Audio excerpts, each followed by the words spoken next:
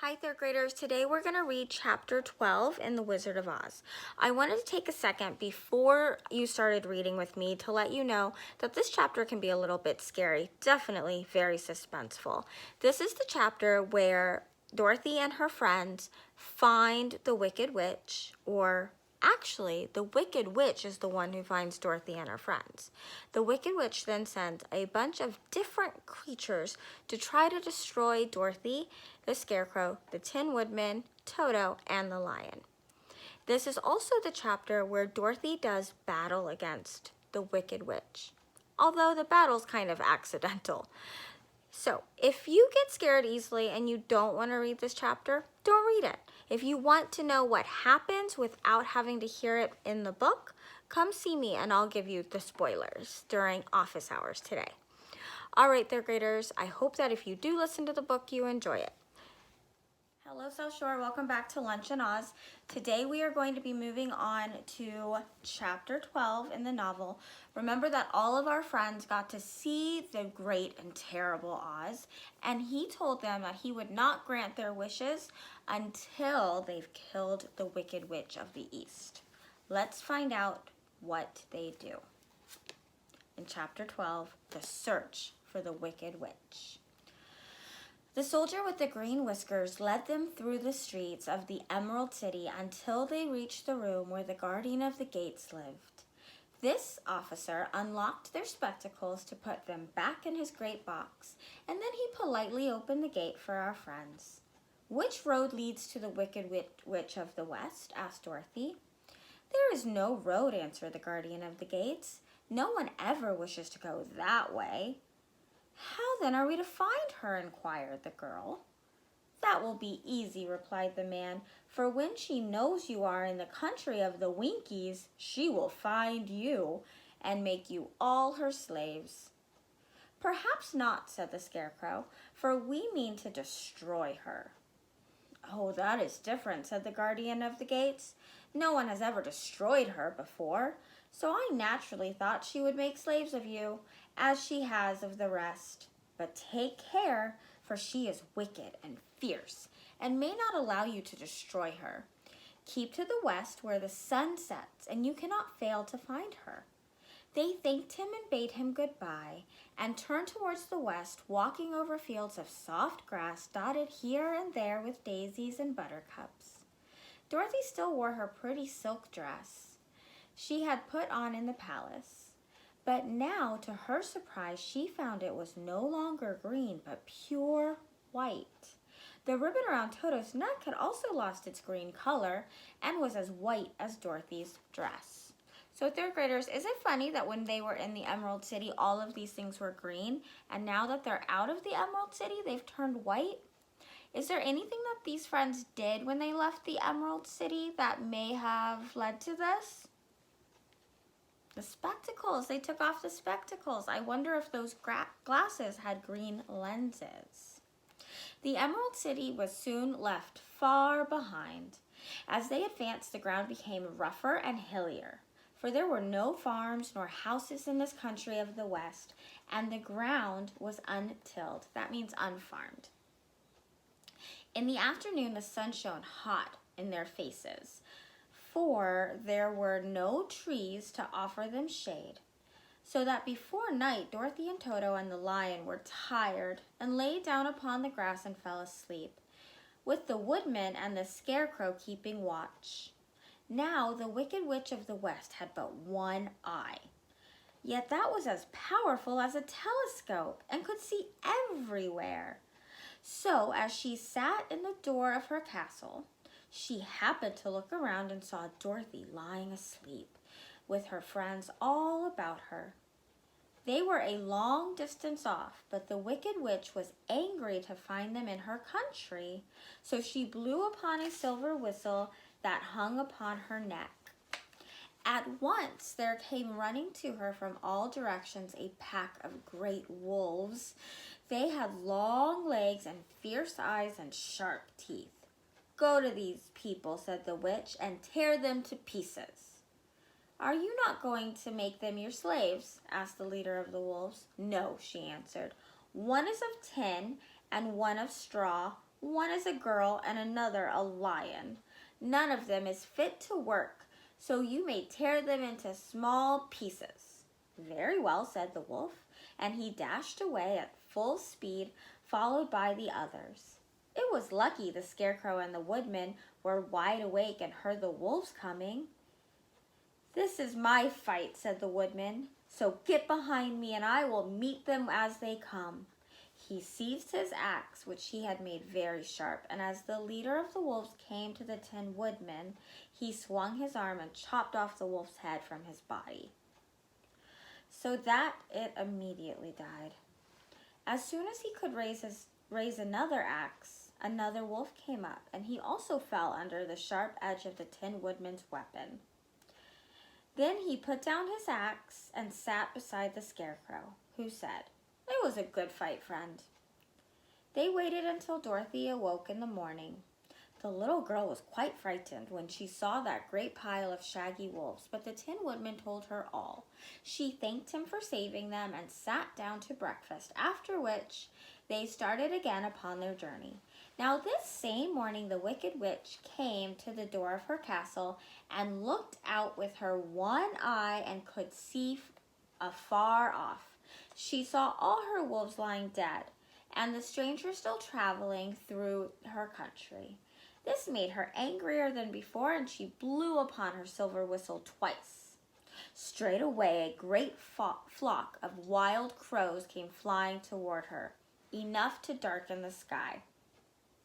And the Wicked Witch said to the King Crow, "Fly at once to the stranger's peak and peck out their eyes and tear them to pieces." The wild crows flew in one great flock towards Dorothy and her companions. When the little girl saw them coming, she was afraid. But the Scarecrow said, "This is my battle, so lie down beside me and you will not be harmed."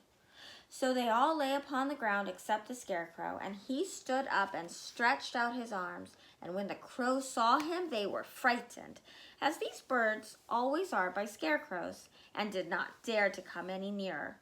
But the King Crow said, "It's only a stuffed man. I will peck out his eyes."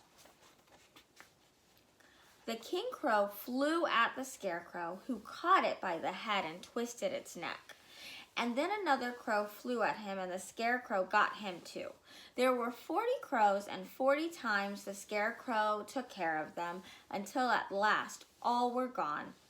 Then he called to his companions to rise, and again they went upon their journey. When the Wicked Witch looked out again and saw all her crows lying in a heap, she got into a terrible rage and blew 3 times upon her silver whistle. Forthwith, there was heard a great buzzing in the air, and a swarm of black bees came flying towards her. "Go to the strangers and sting them," commanded the witch, and the bees turned and flew rapidly until they came to where Dorothy and her friends were walking. But the Woodman had seen them coming, and the Scarecrow had decided what to do. "Take out my straw and scatter it over the little girl and the dog and the lion," he said to the Woodman, "and the bees cannot sting them." This the Woodman did, and as Dorothy lay close beside the lion and held Toto in her arms, the straw covered them entirely. The bees came and found no one but the Woodman to sting, so they flew at him and broke off their stings against the tin, without hurting the Woodman at all. And as the bees cannot live without their stingers, that was the end of the black bees, and they lay scattered thick about the Woodman like little heaps of fine coal. Then Dorothy and the lion got up, and the little girl helped the Tin Woodman put the straw back into the Scarecrow again, until he was good as ever. So they started upon their journey once more. The Wicked Witch was so angry when she saw her black bees in little heaps like fine coal that she stamped her foot and tore her hair and gnashed her teeth. And then she called a dozen of her Winkies and gave them sharp spears, telling them to go to the strangers and destroy them. The Winkies were not a brave people, but they had to do as they were told. So they marched away until they came near to Dorothy. Then the lion gave a great roar and sprang towards them. And the poor Winkies were so frightened that they ran back as fast as they could. When they returned to the castle, the Wicked Witch was so mad at them she yelled at them and sent them back to their work, after which she sat down to think what she should do next. She could not understand how all her plans to destroy these little strangers had failed. But she was a powerful witch, as well as a wicked one, and as soon as she made up her mind how to act, she did. There was in her cupboard a golden cap, with a circle of diamonds and rubies running around it. This golden cap had a charm, three times upon the winged monkeys who would obey any order they were given. Winged monkeys! But no person could command these strange creatures more than 3 times. Twice already the Wicked Witch had used the charm of the cap. Once was when she had made the Winkies her slaves and set herself to rule over the country. The winged monkeys had helped her to do this. The second time was when she had fought against the great Oz himself and driven him out of the land of the West. The winged monkeys also helped her in doing this. Only once more could she use this golden cap, for which reason she did not like to do it so until all her other powers were exhausted. But now that her fierce wolves and her wild crows and her stinging bees and her Winkies had been scared away by the cowardly lion, she saw there was only one way left to destroy Dorothy and her friends. So the Wicked Witch took the golden cap from her cupboard and placed it upon her head. Then she stood upon her left foot and said slowly, "Yippee peppy khaki." Next she stood upon her right foot and said, "Hello, hello, hello." After this she stood upon both feet and cried in a loud voice, "Zizzy zuzzy zick." Now the charm began to work. The sky was darkened, and a low rumbling sound was heard in the air. There was a rushing of many wings and a great chattering and laughing, and the sun came out of the dark sky to show the Wicked Witch surrounded by a crowd of monkeys, each with a pair of immense and powerful wings on his shoulders. One, much bigger than the other, seemed to be their leader. He flew close to the witch and said, "You have called us for the 3rd and last time. What do you command?" "Go to the strangers who are within my land and destroy them all except the lion," said the Wicked Witch. "Bring that beast to me, for I have a mind to harness him like a horse and make him work." "Your command shall be obeyed," said the leader. And then, with a great deal of chattering and noise, the winged monkeys flew away to the place where Dorothy and her friends were walking. Some of the monkeys seized the Tin Woodman and carried him through the air until they were over a country thickly covered with sharp rocks. Here they dropped the poor woodman, who fell a great distance to the rock, where he lay so battered and dented that he could neither move nor groan. Others of the monkey caught the Scarecrow and with their long fingers pulled all of the straw out of his clothes and head. They made his hat and boots and clothes into a small bundle and threw it into the top branches of a tall tree. The remaining monkeys threw pieces of stout rope around the lion and wound many coils about his body and head and legs until he was unable to bite or scratch or struggle in any way. Then they lifted him up and flew away with him to the witch's castle, where he was placed in a small yard with a high iron fence around it so that he could not escape. But Dorothy they did not harm at all. She stood with Toto in her arms, watching the sad fate of all her comrades and thinking it would soon be her turn. The leader of the winged monkeys flew up to her, his long, hairy arms stretched out and his ugly face grinning terribly. But he saw the mark of the good witch's kiss upon her forehead and stopped short, motioning to the others not to touch her. "We dare not harm this little girl," he said to them, "for she is protected by the power of good, and that is greater than the power of evil." I'm going to go ahead and read that again. Listen. "We dare not harm this little girl," he said to them, "for she is protected by the power of good, that is greater than the power of evil." Isn't that the truth? All we can do is to carry her to the castle of the Wicked Witch and leave her there. So carefully and gently they lifted Dorothy in their arms and carried her swiftly through the air until they came to the castle, where they set her down upon the front doorstep. Then the leader said to the witch, "We have obeyed you as far as we were able. The Tin Woodman and the Scarecrow are destroyed, and the lion is tied up in your yard. The little girl we dare not harm, nor the dog she carries in her arms. Your power over our band is now ended, and you will never see us again." Then all the winged monkeys, with much laughing and chattering and noise, flew into the air and were soon out of sight. The Wicked Witch was both surprised and worried when she saw the mark on Dorothy's forehead, for she knew well that neither the winged monkeys nor she herself dare hurt the girl in any way. She looked down at Dorothy's feet, and seeing the silver shoes began to tremble with fear, for she knew what a powerful charm belonged to them.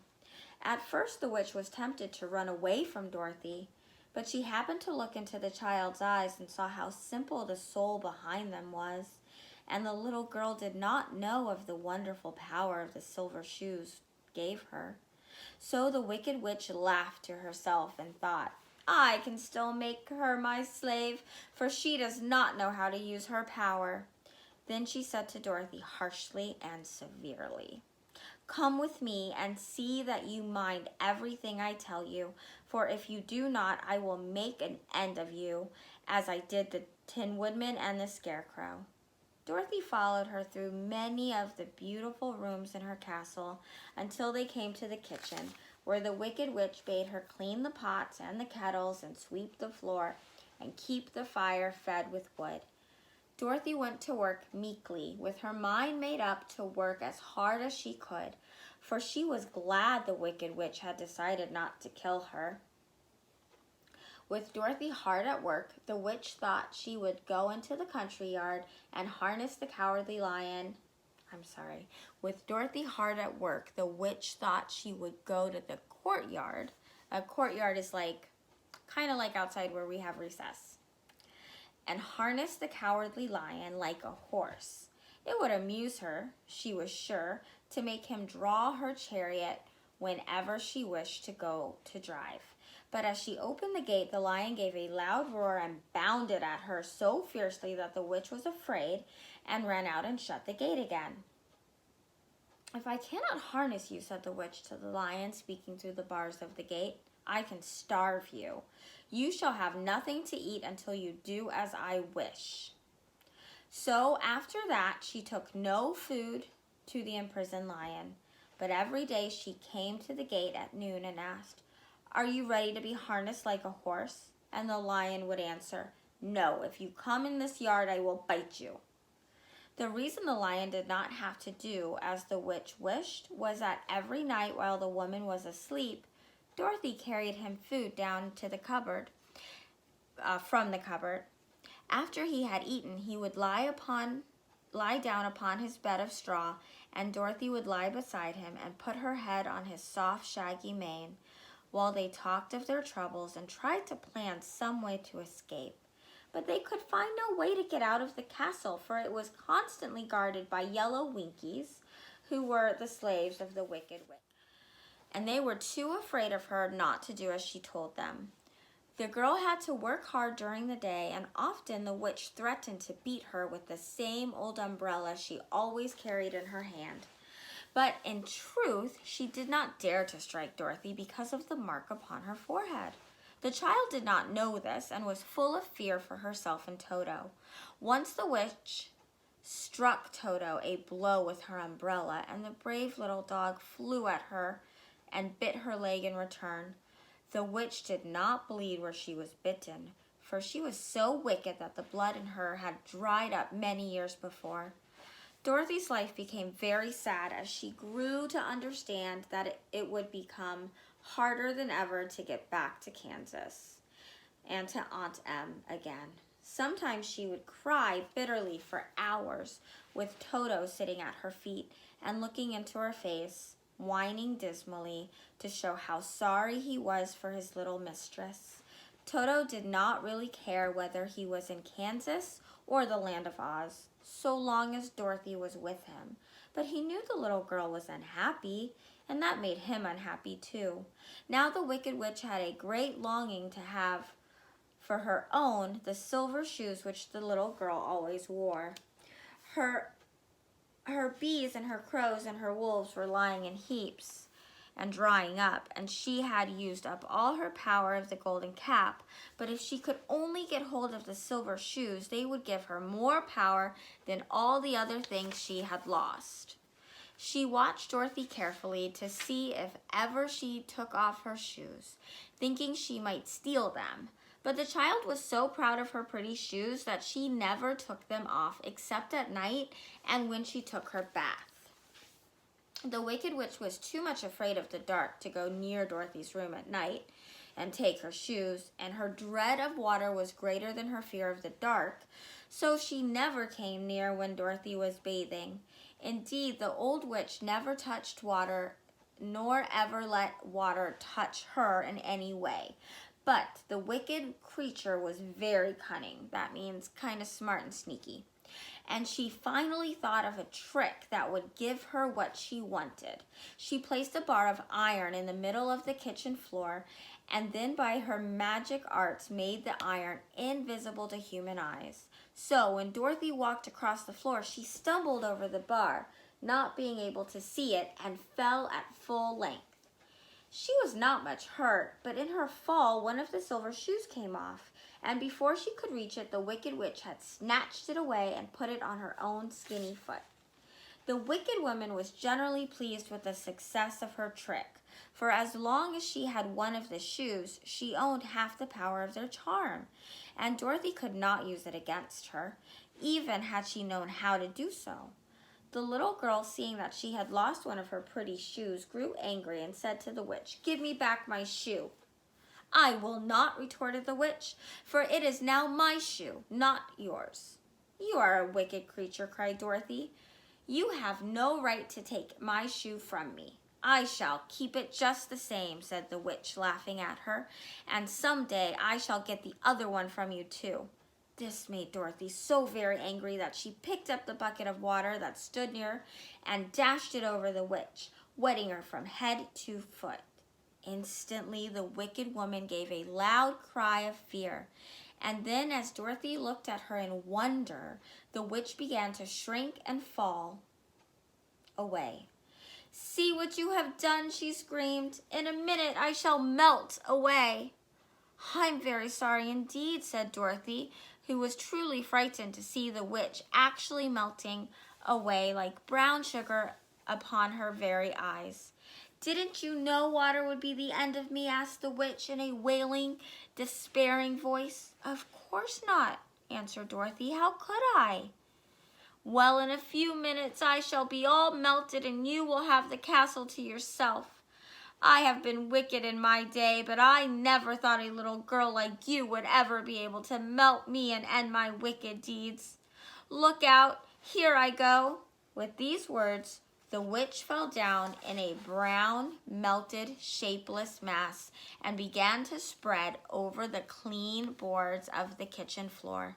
Seeing that she had really melted away to nothing, Dorothy drew another bucket of water and threw it over the mess. She then swept it all out the door after picking out the silver shoe, which was all that she had left of the old woman. She cleaned and dried it with a cloth and put it on her foot again. Then, being at last free to do as she chose, she ran out of the courtyard to tell the lion that the Wicked Witch of the West had come to an end, and then they were no longer prisoners in a strange land. Okay, third graders, tomorrow we read chapter 13, The Rescue. I really hope Dorothy's going to rescue all of her friends, although I don't see how she can. They seem like they were destroyed. All right, I hope you like this chapter. Take care. We'll talk soon.